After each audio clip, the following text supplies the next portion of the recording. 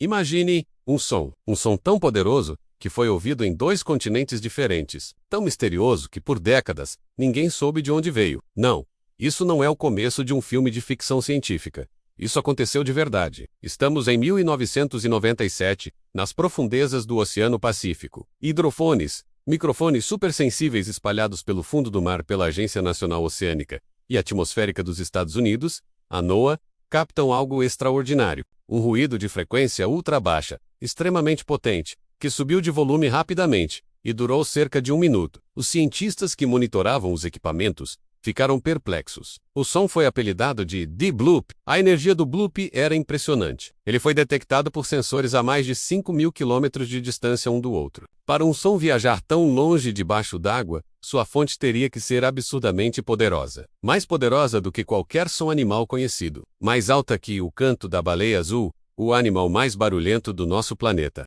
A localização estimada da origem do som era perto da costa do Chile, bem ao sul, uma região remota do Pacífico. Mas o que poderia ter produzido algo assim? A imaginação das pessoas voou longe, a notícia se espalhou, e o bloop se tornou um dos maiores mistérios da era moderna da internet. As teorias começaram a surgir, cada uma mais fascinante que a outra. A mais popular, claro, envolvia uma criatura marinha gigantesca, desconhecida pela ciência, um monstro das profundezas, maior e mais poderoso que qualquer baleia. Essa ideia ganhou ainda mais força porque a localização do bloop era surpreendentemente próxima da cidade submersa fictícia de R-Lai, imaginada pelo escritor de terror H.P. Lovecraft.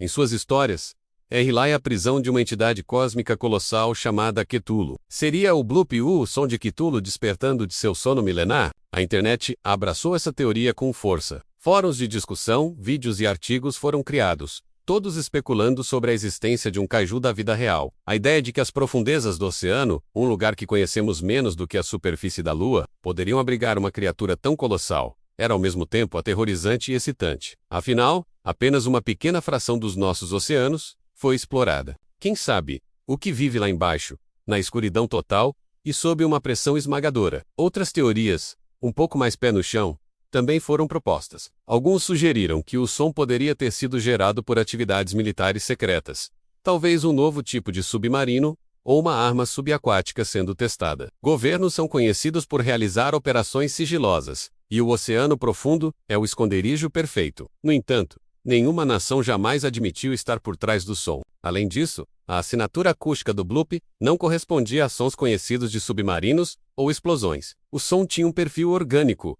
o que reforçava a ideia de uma fonte biológica. Outra possibilidade era geológica. Poderia ser um grande terremoto submarino, um isequack, o som de enormes bolhas de metano subindo do fundo do mar e estourando. Essas eram hipóteses válidas. O fundo do oceano é geologicamente ativo. Vulcões entram em erupção, placas tectônicas se movem. No entanto, mais uma vez, o perfil do som não batia. Terremotos têm uma assinatura sonora muito distinta, e o bloop não se parecia com nenhum deles. O som era único. Os anos passaram. O bloop permaneceu um enigma, um arquivo de áudio assustador que circulava online, um lembrete constante do quão pouco sabemos sobre nosso próprio planeta. Sempre que novos sons misteriosos eram captados no oceano, como o Julia, o Slowdan ou o Whistle, o bloop era lembrado como o rei de todos eles, o mais alto, o mais inexplicável. A cada nova descoberta nas profundezas, como a lula gigante ou novas espécies de peixes abissais, a esperança de encontrar a criatura do bloop era renovada. Cientistas da NOAA continuaram a analisar os dados, esperando por novas pistas. A tecnologia melhorou, os sensores se tornaram mais precisos e mais equipamentos foram instalados nos oceanos do mundo. E então, em 2005, quase uma década depois do bloop ter sido ouvido pela primeira vez, veio a revelação. E ela era ao mesmo tempo menos fantasiosa do que um monstro gigante, mas igualmente impressionante. A equipe da NOAA, liderada pelo Dr. Robert Ziak, conseguiu finalmente identificar a verdadeira origem do som. A resposta não estava na biologia, mas na criologia, o estudo do gelo. A conclusão foi que o bloop era o som de um isequack, ou um terremoto de gelo. Mas não um qualquer. Era o som de uma geleira gigantesca se partindo e se desprendendo da Antártida. Quando um pedaço colossal de gelo se quebra e raspa contra o fundo do mar, ou se fratura internamente, ele gera um ruído imenso. O perfil acústico do bloop, que antes parecia tão orgânico e misterioso, correspondia perfeitamente aos sons captados de geleiras se partindo, só que em uma escala nunca antes registrada. A localização original, perto da América do Sul, era apenas uma das pontas do triângulo de detecção. Com mais dados, os cientistas puderam triangular a fonte com mais precisão, apontando para uma região na Antártida conhecida por sua intensa atividade de desprendimento de icebergs. Fazia todo o sentido. O som de uma montanha de gelo do tamanho de um pequeno país se quebrando e se movendo seria, de fato, ensurdecedor. E as condições da água fria da Antártida permitiriam que esse som de baixa frequência viajasse por milhares e milhares de quilômetros. Então, o monstro não era um quitulo de carne e osso, mas sim um monstro de gelo. A revelação foi um pouco decepcionante para os entusiastas do mistério e da criptozoologia, mas para os cientistas, foi uma descoberta fascinante sobre o poder da natureza. O bloop se tornou um símbolo de algo talvez ainda mais assustador do que um monstro marinho.